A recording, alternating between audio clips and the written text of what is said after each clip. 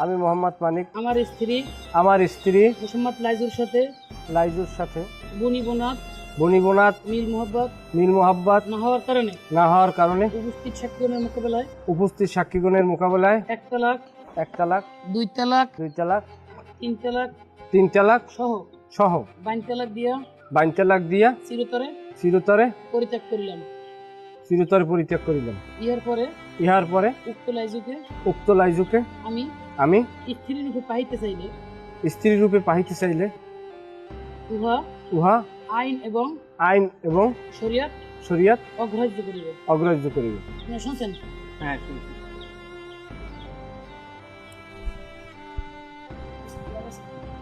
না আর কি বলার আছে, সব তো হয়ে গেলে সবই তো শেষ হয়ে গেলে নাকি। এখন আমার একটু কথা আছে, এই কথাটা আমরা সবাই মন দিয়ে।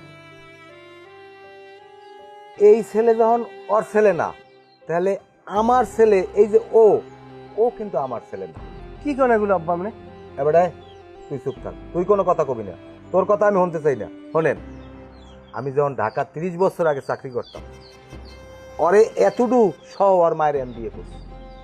এই যে অত্র অঞ্চলে আমার এলাকায় আজ পর্যন্ত কেউ জানে না যে এই ছেলে আমার ছেলে না। আমি এইভাবে মানুষ করি না, ওরে আমি তিলে তিলে মানুষ করছি, ওরে আমি বড় করছি, লেখাপড়া করাইছি।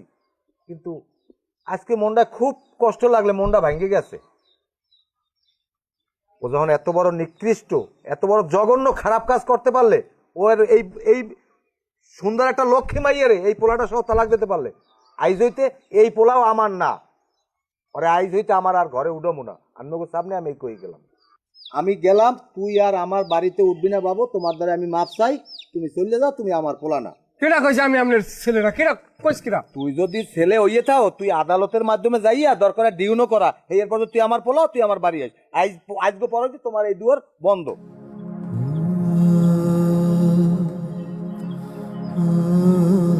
আমরা যাইতে কাজী সাহেব মাতারি